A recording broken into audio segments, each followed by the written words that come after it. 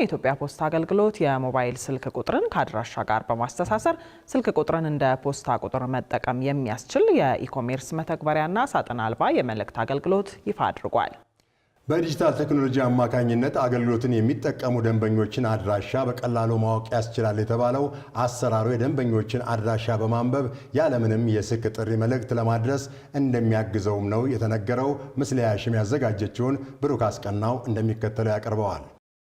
ላለፉት 132 ዓመታት የተለያዩ መልእክቶችን ከላኪ ወደ ተቀባይ ሲያደርስ መቆየቱ የሚነገረው የኢትዮጵያ ፖስታ አገልግሎት 1000 ቅርንጫፎች እንዲሁም በዓለም አቀፍ ደረጃ 194 ዓለም አቀፍ መዳረሻዎች አሉት። ይህ አንጋፋ ተቋም ታዲያ በትላንትናው ዕለት አዳዲስ አገልግሎቶቹን ይፋ አድርጓል። ከነዚህ ውስጥም አዲስ የፖስታ ገበያና ሳጥን አልባ የመልእክት አገልግሎት አንዱ ሲሆን ሳጥን ሳያስፈልግ ስምና ስልክን በመጠቀም ብቻ የመጣ መልእክትን በስልክ የሚያሳውቅ አዲስ አሰራር ነው ብሏል። እንዲሁም ደንበኞች የሞባይል ስልክ ቁጥራቸውን ከአድራሻ ጋር ማስተሳሰር ስልክ ቁጥራቸውን እንደ ፖስታ ቁጥር መጠቀም የሚችሉበትን አሰራርም ይፋ አድርጓል። ቨርቹዋል ፖስታ ሳጥን አገልግሎት ከቀድሞ አሰራር በላቀ መልኩ በርካታ ጥቅሞችን ይዞ መጥቷል።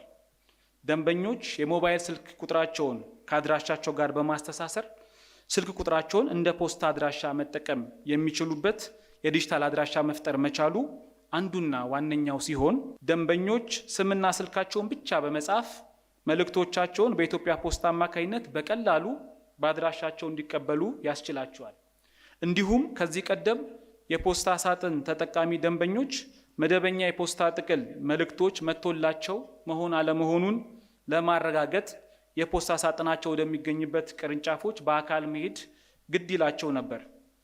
አሁን ላይ አዲሱ የቨርቹዋል ፖስታ ሳጥን አገልግሎት ምንም አይነት ሳጥን ሳያስፈልጋቸው ስምና ስልካቸውን በመጠቀም ብቻ የሚመጡላቸው መልእክቶችን የማሳወቂያ መልእክት በስልካቸው የሚያደርስ ሲሆን በዚህም ከዚህ ቀደም የነበረን እንግልት መልእክቶች ለማጣራት መጥቶላቸው መሆን አለመሆኑን ለማረጋገጥ ያደርጉ የነበረው ምልልስና እንግልት የሚያስቀርና የመጣላቸውንም ጥቅሎች ሆኑ ዶክመንቶች ባሉበትና በመረጡት አድራሻ እንዲያገኙ የሚያስችላቸው ዘመናዊ አሰራር ነው። ደንበኞች የቤት ለቤት አገልግሎትን ጨምሮ በመረጡት አድራሻ መልእክቶችን ያለምንም ተጨማሪ ክፍያ መቀበል ይችላሉ ያሉት ዋና ስራ አስፈጻሚው ተቋማቸው ከነፃ መልእክት ባለፈ ብሔራዊ መታወቂያና የመንገድ ፈንድ አገልግሎቶችን እንደሚሰጥም ገልጸዋል። በተጨማሪም የዲጂታል ፖስታ ሳጥን ከነፃ የመልእክት ማድረስ አገልግሎት ባለፈ እንደ የብሔራዊ መታወቂያ ህትመት፣ የመንገድ ፈንድ ክፍያና መሰል የመንግስት አገልግሎቶችን ያለ ክፍያ ለመስጠት የሚያስችሉ የተለያዩ ተጨማሪ ጥቅሎችን ያቀፈ ነው። ይህም ከጊዜ ወደ ጊዜ የሚሻሻልና ከተለያዩ ዲጂታል አማራጮች ጋር ተቀናጅቶ ለዜጎች ጉዳያቸውን ባሉበት ሆኖ መፈጸም የሚያስችላቸው ተጨማሪ ድል ይፈጥራል።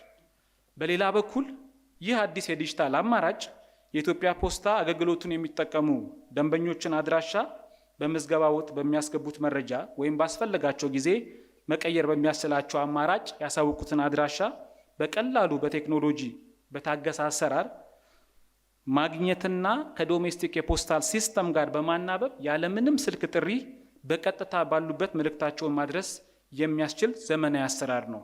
አዲሱ አገልግሎት በሀገር ውስጥ የሚላኩ ሰነዶችን እንዲሁም የአነስተኛ ጥቅል መልእክቶችን መረጃ በየጊዜው በአጭር የጽሑፍ መልእክት የሚያሳውቅ መሆኑንም አስረድተዋል። በተለይም ይህ አዲሱ መተግበሪያ እንደ ሀገር የሚያጋጥሙ የብሔራዊ አድራሻ ችግሮችን የሚፈታና የዜጎችና የደንበኞችን እንግልት የሚቀንስ መሆኑን ነው ዋና ስራ አስፈጻሚው ያስረዱት። ሌላው ይፋ የተደረገው ፖስታ ገበያም ለአነስተኛና መካከለኛ ኢንተርፕራይዞች የሀገር ውስጥና የውጭ ገበያ ዕድልን የሚያመቻች መሆኑን አብራርተዋል።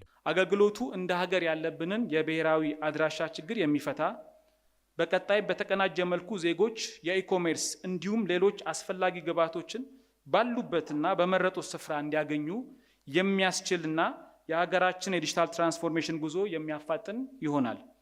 የቨርቹዋል ፖስታ ሳጥን መተግበሪያ በቅርቡ በቴሌብር ሱፐር አፕ ላይ የሚቀርብ ሲሆን ይህም የቴሌብር ተጠቃሚ የሆኑ ደንበኞች አገልግሎቱን በቀላሉ እንዲያገኙት ያስችላቸዋል። ከዚሁ ጎን ለጎን ፖስታ ገበያ የተሰኘው የኢኮሜርስ መተግበሪያችን በዋነኝነት ለአነስተኛና መካከለኛ ኢንተርፕራይዞች በሀገር ውስጥና በዓለም አቀፍ ደረጃ የገበያ ዕድሎችን ለመፍጠር ያለመ ነው። በይበልጥ ደግሞ የድንበር ተሻጋሪ ንግድ ክሮስ ቦርደር ኢኮሜርስ በሮችን ወለል አድርጎ የሚከፍት ነው። ይህ ደግሞ በሀገር በቀል ኢኮኖሚ ለውጥ ወይም ሆም ግሮን ኢኮኖሚክ ሪፎርም እንደ አቅጣጫ የተቀመጠውን የኢትዮጵያ ምርቶች ወደ ውጭ በመላክ የውጭ ምንዛሬ ግኝት የማሳደግ የዲጂታል ስራ ዕድሎችን የመፍጠር ግብ ቀጥተኛ ድጋፍ ያደርጋል። የፖስታ ገበያ ከዚህ ቀደም በቦታና በጊዜ ተወስኖ የነበረውን የገበያ አማራጭ በማስፋት አምራቾች ከተለያዩ ዓለም አቀፍ አካባቢዎች ካሉ ደንበኞች ጋር በቀጥታ እንዲገናኙ እንዲያደርግና የግብይት ወጪያቸውን እንደሚቀንስ ደግሞ የኢንዱስትሪ ሚኒስትሩ መላኩ አለበል ተናግረዋል። ይህ አገልግሎት የንግድ ወጪን በመቀነስ ምርቶችን ከአምራች ወደ ሸማች ለማድረስ የሚፈጀውን ጊዜ እንደሚቆጥብም ጠቁመዋል። አነስተኛና መካከለኛ ኢንተርፕራይዞች ምርቶቻቸውን ለአገር ውስጥና ለዓለም አቀፍ ገበያ በቀላሉ እንዲያቀርቡ የሚያስችላቸው ሲሆን ይህም ከዚህ ቀደም በቦታና በጊዜ ተወስኖ የነበረውን የገበያ አማራጭ በማስፋት አምራቾች ከተለያዩ ዓለም አቀፍ አካባቢዎች ካሉ ደንበኞች ጋር በቀጥታ እንዲገናኙ ያደርጋል። የግብይት ወጪያቸውንም ይቀንሳል። ሁለተኛው የሎጂስቲክ ወጪን መቀነስ ነው። የፖስታ ገበያ የአቅርቦት ሰንሰለትን በማቀላጠፍና በማዘመን የንግድ ወጪን በእጅጉ ከመቀነሱን ባሻገር ምርቶችን ከአምራቹ ወደ ተጠቃሚው ለማድረስ የሚፈጀውን ጊዜና ወጪ በመቆጠብ ኢንተርፕራይዞች ይበልጥ ትርፋማ እንዲሆኑ ያግዛል። እነዚህ መተግበሪያዎች ኢትዮጵያ የጀመረቻቸው የዲጂታል ቴክኖሎጂ ጉዞዎችን እውን ለማድረግ የሚያግዙ መሆናቸውንም ከኢንዱስትሪ ሚኒስትሩ ሰምተናል።